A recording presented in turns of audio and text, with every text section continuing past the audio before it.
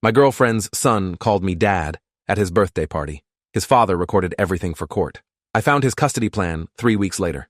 The moment froze like a photograph I'd never wanted taken. 7-year-old Ethan blowing out candles on his superhero cake, cheeks puffed, eyes squeezed shut in concentration. Then his wish completed, eyes opening, scanning the backyard full of elementary school friends and their parents. His gaze landed on me standing by the grill with a plate of hot dogs, and pure joy transformed his face. "Dad, did you see? I got them all in one breath." The word hung in the August air like smoke. Every conversation stopped. 15 sets of adult eyes swiveled between Ethan, me, and the man standing near the fence with his phone raised, recording everything. Trevor Whitmore, Ethan's biological father, lowered his phone slowly, his expression shifting from neutral observation to something that looked almost like triumph. He'd been invited to the party because Meredith, my girlfriend of 18 months, believed in co-parenting civility despite their bitter divorce 3 years ago. Now I understood why he'd been so agreeable about attending, why he'd positioned himself at the edge of every group activity with that phone constantly recording. Meredith's face went pale. She set down the juice boxes she'd been distributing and moved toward Ethan, but the damage was done. The other parents exchanged glances, some sympathetic, others curious, all uncomfortable. One mother whispered something to her husband, who nodded knowingly. Trevor pocketed his phone and walked toward us with measured steps. "Interesting," he said, voice carrying across the yard. 7 years old and already confused about who his father is. That's concerning from a developmental standpoint, wouldn't you say? His tone was clinical, detached, the voice of someone making observations for a report rather than talking about his own son. Meredith stepped between us. "Trevor, not now. It's his birthday. Can we please just have one day without drama?" "I'm not creating drama, Meredith. I'm documenting concerning behavior that affects my son's emotional well-being. Any responsible parent would do the same." He smiled at Ethan, who'd gone quiet, the joy draining from his face as he realized something was wrong. "Great party, buddy. Dad's going to head out now, but I'll see you Wednesday, okay?" The emphasis on dad was subtle, but unmistakable. He left without another word, and the party continued with forced cheerfulness, but the easy atmosphere was gone. Parents started making excuses to leave early. By 4 o'clock, only Meredith's sister Amy remained, helping us clean up while Ethan played inside with his new toys. "He's building a case," Amy said quietly, dumping paper plates into a trash bag. "That's what this is. Trevor doesn't do anything without strategy." I'd known Trevor was a corporate attorney, but we'd only interacted briefly during custody exchanges. He was always professional, polite even, asking about Ethan's week and thanking me for taking good care of him. Never hostile, never warm, just transactional. "A case for what?" I asked. Amy glanced at the house to make sure Ethan wasn't within earshot. "He's never accepted the divorce. Meredith left him, which his ego couldn't handle. He's been waiting for an opportunity to prove she's an unfit mother. You dating her gave him ammunition about stability and male role confusion. Now Ethan calling you dad?" She shook her head. "That's gold for a custody challenge." Meredith came outside carrying the leftover cake. "Amy, stop. You're catastrophizing. Trevor has a good job and a busy schedule. He doesn't have time for full custody. This is just him being petty because Ethan clearly enjoys spending time with Garrett." But I could see the worry in her eyes, the way her hands trembled slightly as she covered the cake with plastic wrap. That night, after Ethan was asleep, Meredith and I sat on her back porch. August crickets sang their endless song while she chain-smoked cigarettes she'd supposedly quit 6 months ago. "I should have corrected him," she said, exhaling smoke into the darkness. "As soon as Ethan said it, I should have gently reminded him that you're Garrett, not Dad. He's 7. Kids make verbal mistakes all the time. It doesn't mean anything, except it did mean something. Ethan had started calling me Dad about a month ago, tentatively at first, testing the word when we were alone. I gently corrected him the first few times, explaining that I cared about him very much, but his dad was his dad.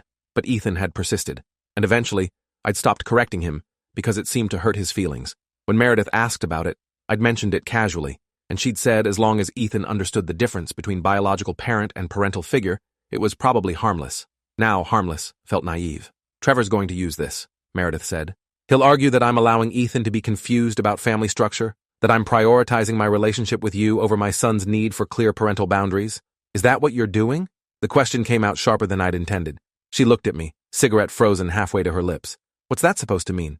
"I've been careful about boundaries. I never pushed Ethan to see me as anything other than your boyfriend. I never tried to replace Trevor. But now I'm wondering if I should have been more firm about the dad thing. So this is my fault?"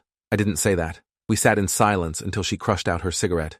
Trevor was controlling when we were married. Everything had to be his way. Parenting decisions, finances, even what I wore to his firm's events. The divorce was ugly because he couldn't accept that I was choosing to leave rather than being driven away by circumstances. He spent months trying to prove I was having an affair, that I was mentally unstable, anything to make himself the victim. She lit another cigarette. "He got standard visitation every other weekend, and one weeknight because the judge saw through his manipulations. But he's been looking for an opening ever since.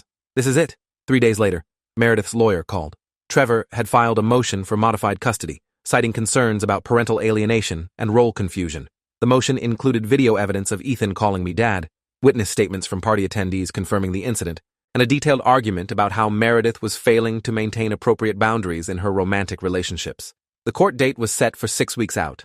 Meredith took a personal day from her nursing job to meet with her lawyer, a woman named Vanessa Ortiz, who specialized in family law.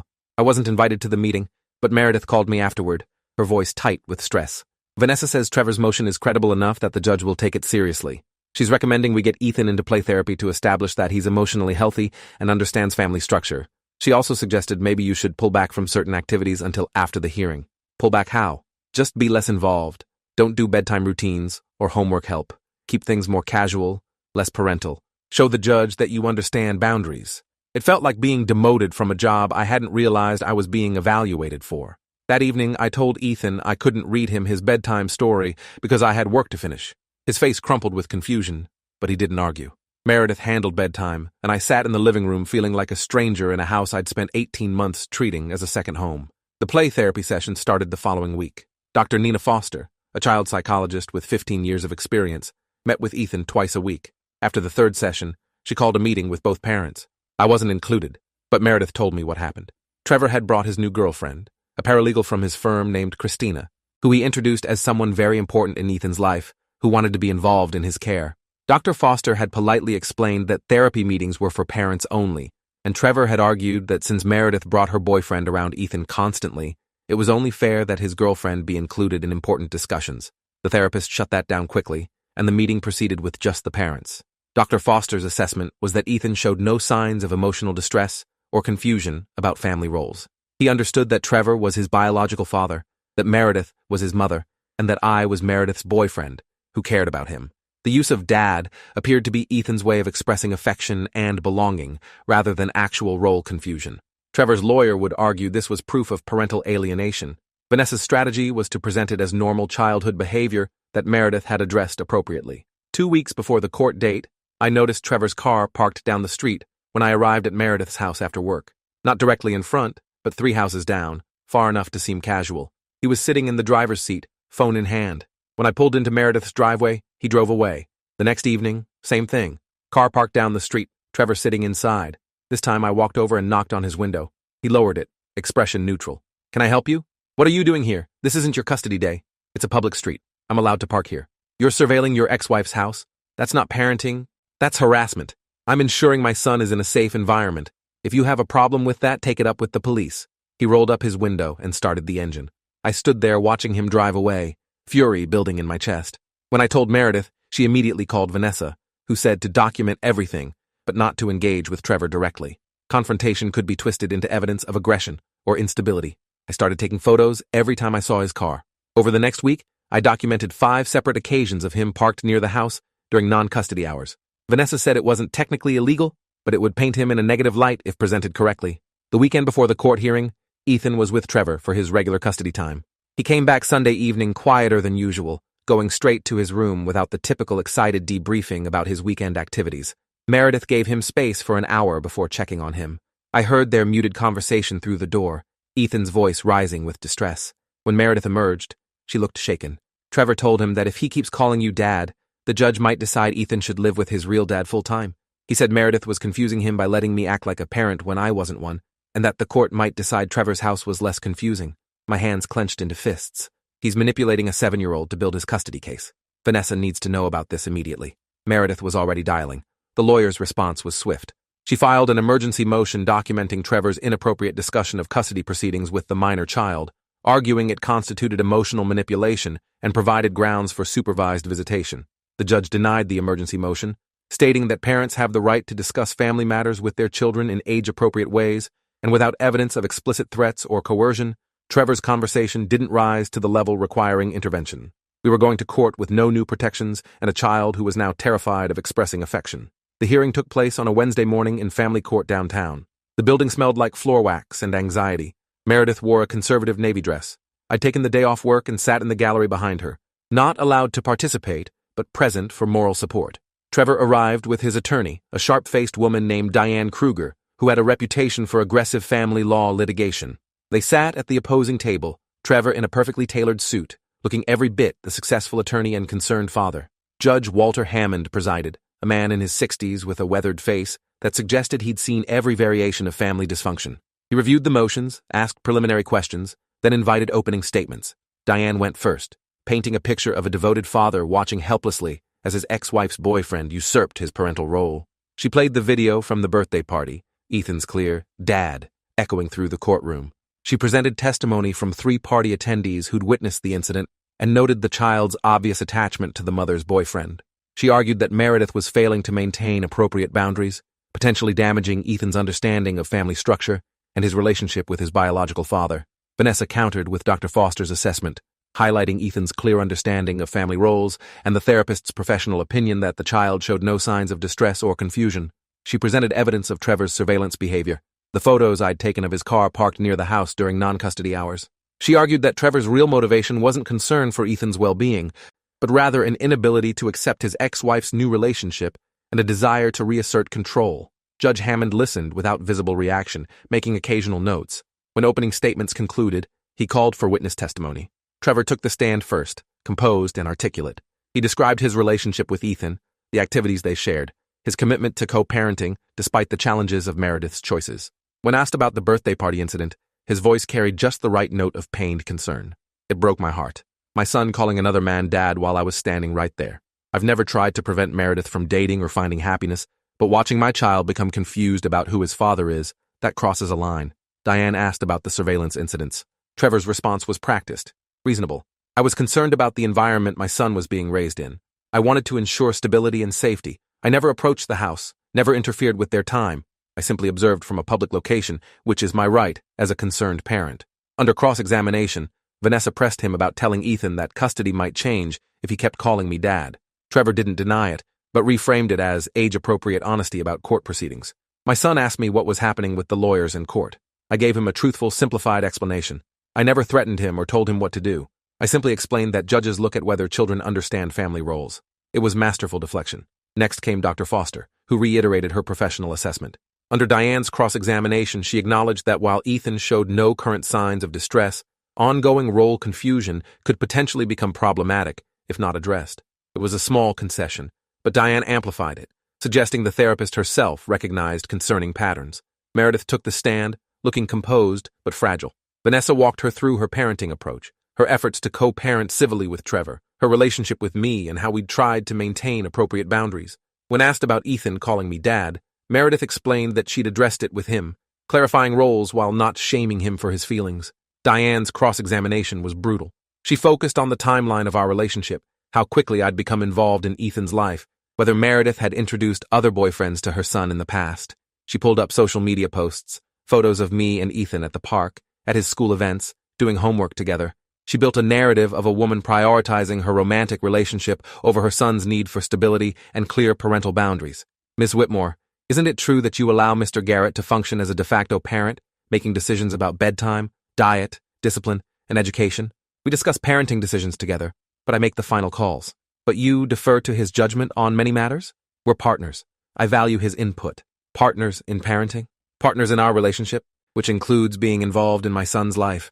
So you do see him as a co-parent? I see him as a supportive partner who cares about Ethan. It was semantic warfare, and Diane was winning. The judge called a recess. We stood in the hallway, Vanessa coaching Meredith on staying composed, avoiding emotional reactions that could be perceived as instability. Trevor and Diane stood at the opposite end, conferring quietly. When court resumed, I was called to the stand. I hadn't expected this, hadn't prepared for it. Vanessa had said I likely wouldn't testify since I wasn't a party to the custody arrangement. But Trevor's attorney had requested my testimony, and the judge had allowed it. Diane approached with a professional smile. Mr. Garrett, how long have you been dating Miss Whitmore? 18 months? And you met her son Ethan when? About 3 months into our relationship? That's quite early to introduce a child to a new romantic partner, wouldn't you say? I defer to Meredith's judgment on parenting timelines. But you agreed to meet a 7-year-old child after only 3 months of dating his mother? I trusted Meredith's assessment that the relationship was stable enough. Stable enough that within 15 months her son would be calling you dad? The question hung there, loaded with implication. I didn't encourage that, but you didn't discourage it either, did you? I corrected him initially, but he seemed hurt by the correction. So I stopped. You stopped correcting a child's misunderstanding of your role because it hurt his feelings? I stopped correcting what seemed like his way of expressing affection. So you do see yourself as a father figure? The trap snapped shut. If I said yes, I confirmed Trevor's argument about role confusion. If I said no, I looked indifferent to Ethan's emotional needs. I see myself as a caring adult in Ethan's life who respects his biological father's role. That's not what I asked. Do you see yourself as a father figure? I see myself as someone who cares deeply about Ethan and wants what's best for him, which includes allowing him to call you dad, which includes not shaming him for how he expresses affection while also reinforcing that Trevor is his father. Diane changed tactics. Mr. Garrett, have you ever disciplined Ethan? I've reminded him of house rules when necessary. Have you ever put him in time out? Once or twice, yes. Have you attended parent-teacher conferences? Once, when Meredith had a work emergency. Have you made decisions about his diet, bedtime, screen time? In consultation with Meredith, yes. So you function as a parent in every practical sense? I function as a supportive partner, helping Meredith raise her son. Her son. Not your son? Correct. But he calls you dad. Sometimes. And you allow it. The repetition was deliberate, hammering home the central point. I saw where this was going, saw how every honest answer was being weaponized. The cross-examination continued for another 20 minutes, Diane methodically building her case that I'd overstepped boundaries, that Meredith had allowed it, and that Ethan was caught in the middle of adults who couldn't maintain appropriate roles. When I finally stepped down, I felt like I'd just provided all the ammunition Trevor needed. Judge Hammond announced he'd review the evidence and issue a ruling within 2 weeks. We left the courthouse in silence. That evening, Ethan asked why everyone seemed sad. Meredith told him adults sometimes had complicated problems that had nothing to do with him and that he was loved and safe no matter what. He seemed satisfied with that answer, but I noticed him watching me carefully, as if trying to figure out where I fit in his world now that the question had been raised so publicly. The 2-week waiting period was torture. Meredith worked extra shifts to keep busy. I threw myself into my job as an equipment manager for a construction company, staying late to avoid the anxiety of empty evenings. We saw each other less, both afraid to discuss what might happen. When the ruling came, Vanessa called Meredith at work. I drove straight to her house, letting myself in with the key she'd given me a year ago. She was sitting at the kitchen table, phone in her hand, face blank. We lost. The judge had granted Trevor's motion for modified custody. Not full custody, but expanded time, moving from every other weekend to a 60-40 split. The ruling cited concerns about appropriate boundaries and the need for Ethan to have increased time with his biological father to maintain that relationship's primacy. The judge also ordered that I not be referred to as dad or any parental title, and that my involvement in parenting decisions be limited to consultation only, with Meredith making all final determinations. Trevor was getting what he wanted. Not everything, but enough. Enough to prove he could still control outcomes, still dictate terms, still punish Meredith for leaving him. We can appeal, I said. Vanessa thinks we have grounds. With what money? I'm already drowning in legal fees. Trevor has firm resources. He can litigate forever. She looked at me with exhausted eyes. Maybe I should just agree to his terms. Give him primary custody, see Ethan on weekends. At least then, this would be over. You don't mean that. I'm so tired, Garrett. Tired of fighting, tired of being judged, tired of watching my son get caught in the middle of adult warfare. I sat beside her, wanting to offer comfort, but not knowing what to say. Everything I'd tried to do right had somehow gone wrong. 3 weeks after the ruling, I was helping Ethan with a school project on family trees. He was supposed to draw his family and present it to his class. He'd drawn Meredith on one side, Trevor on the other, himself in the middle. Then, after hesitating, he'd drawn me off to the side, not quite connected to anyone. Where do you go? He asked. What do you mean?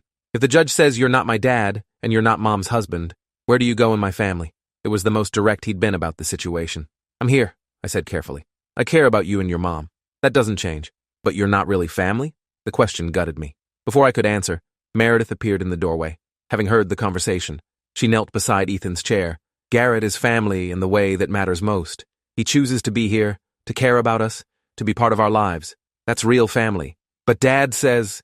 What did Dad say? Ethan looked down at his drawing. He says when people aren't married or related by blood, they're just visiting, that you could leave any time. Trevor's poison, delivered through a child's innocent repetition. Meredith's face hardened. That's not true. Family is who shows up, who stays, who loves you even when things are hard. Garrett is family because he chooses to be, and that choice matters.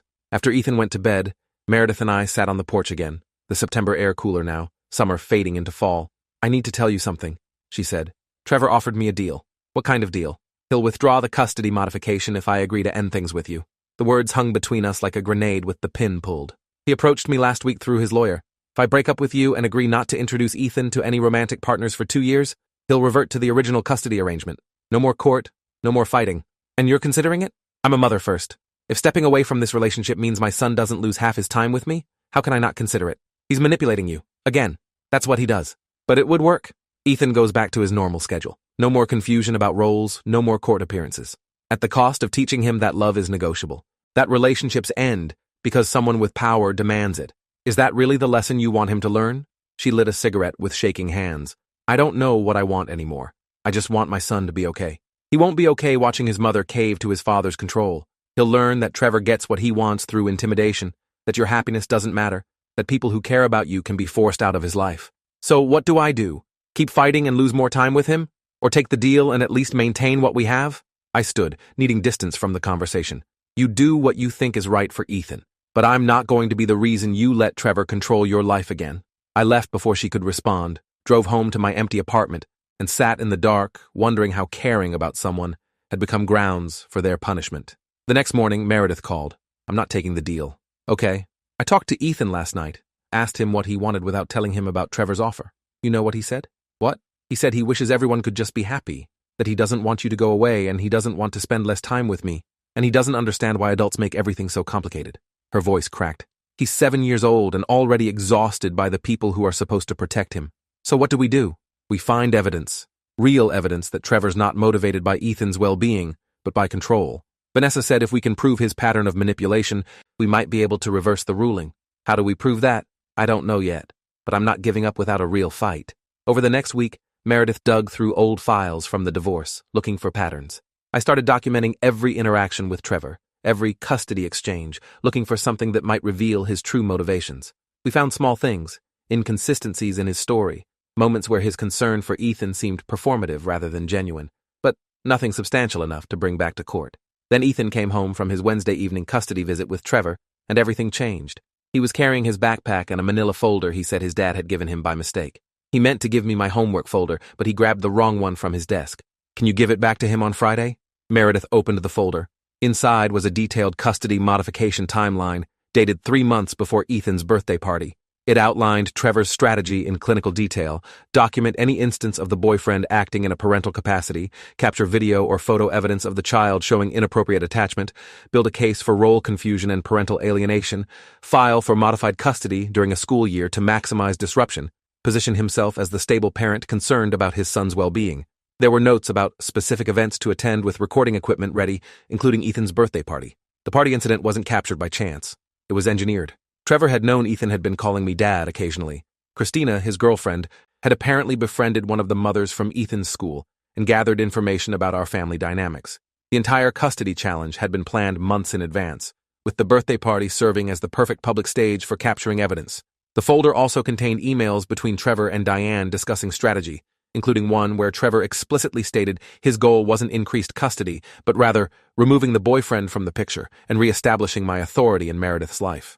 Another email discussed using the custody modification as leverage to force Meredith into compliance with his wishes about her personal life. It was all there. The manipulation, the premeditation, the admission that this was about control rather than Ethan's well-being. Meredith called Vanessa immediately. The lawyer's response was swift. This changes everything. He handed us his entire playbook. Can we use it? He gave it to Ethan by mistake. It's not privileged attorney-client communication.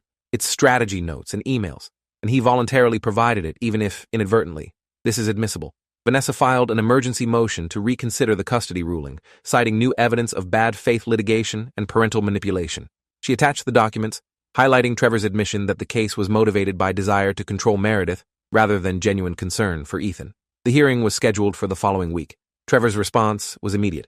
His lawyer filed a motion claiming the documents were obtained improperly, that they constituted work product, and that using them violated his privacy. Judge Hammond reviewed both motions and scheduled an emergency hearing to determine admissibility before addressing the custody question. The courtroom was tenser this time, the stakes higher. Trevor sat rigid, his usually composed demeanor cracked. He knew what those documents revealed, knew his carefully constructed narrative was falling apart. Judge Hammond reviewed the evidence, asked pointed questions about how the documents came into Meredith's possession. She explained truthfully that Ethan brought them home by accident, that Trevor had mistakenly grabbed the wrong folder. The judge asked Trevor directly if he disputed that account. Trevor's attorney advised him to assert attorney-client privilege and refused to answer. Judge Hammond's expression darkened. This isn't a criminal trial, counselor. This is family court. where the child's best interests supersede procedural protections. Your client can answer the question, or I'll draw my own conclusions. Trevor, faced with either admitting he'd deliberately given his son the documents, which made no sense, or acknowledging the mistake, which meant the evidence was fair game, chose silence. Judge Hammond ruled the documents admissible. What followed was a systematic dismantling of Trevor's case. Vanessa presented the timeline, the emails, the explicit admission that this was about controlling Meredith rather than protecting Ethan. She showed how Trevor had manipulated events, engineered scenarios to capture evidence, and used their son as a weapon in his campaign to punish his ex-wife for moving on. Dr. Foster was recalled and asked whether, in light of this new evidence, her assessment of the situation changed. She testified that Trevor's behavior showed a concerning pattern of using the child to achieve adult objectives, which was far more damaging to Ethan's well-being than any confusion about parental titles. Judge Hammond didn't take 2 weeks this time. He issued his ruling from the bench. I've seen a lot of custody disputes in my years on this bench. Most involve parents who genuinely disagree about what's best for their child. This case is different. Mr. Whitmore orchestrated these proceedings not out of concern for his son, but out of a desire to control his ex-wife's personal life. That's not parenting. That's manipulation. He reversed the custody modification, reverting to the original arrangement. He also ordered Trevor to attend co-parenting counseling and anger management, citing concerns about his inability to separate his own emotional needs from his son's well-being. He dismissed the restrictions on my involvement, noting that appropriate boundaries should be determined by the custodial parent, not dictated by court order based on bad faith litigation. As we left the courthouse, Trevor stood by his car, defeat carved into his posture. For a moment, I almost felt sorry for him. Then I remembered Ethan asking where he fit in the family, remembered the fear in his eyes when he thought caring about me might cost him time with his mother. Trevor had been willing to damage his own son to maintain control. That wasn't love. Outside, Meredith pulled me aside, tears streaming down her face. We should have lost. We were losing. Then he just handed us the evidence we needed. Sometimes people destroy themselves, I said. We just had to wait for it. That evening, the three of us made dinner together. Ethan chattering about his day, Meredith laughing at his stories, me grilling chicken while they set the table. Normal, domestic, uncomplicated. When Ethan asked if he could call me Dad, Meredith looked at me, the question hanging between us. You can call me whatever feels right to you, I told him. But I want you to know something important. I'm not trying to replace your dad. He's your dad, and that's forever. I'm just someone who loves you and your mom, and wants to be part of your family in whatever way makes sense. Ethan thought about this seriously. Can you be like an extra dad? Like how some kids have 2 grandmas? Meredith and I both smiled. Yeah, I said. I can be an extra dad. 6 months later, Trevor's parenting time continued on schedule, but the warfare had ended. He'd completed his counseling, though whether it changed him or just taught him to hide his tendencies better remained unclear. Ethan thrived, his family tree project eventually, including everyone with clear labels that satisfied his teacher and his own understanding. Sometimes he called me Dad, sometimes Garrett. Both felt right. The custody folder sat in a file cabinet in Meredith's office, evidence that love doesn't conquer all, but sometimes truth conquers enough.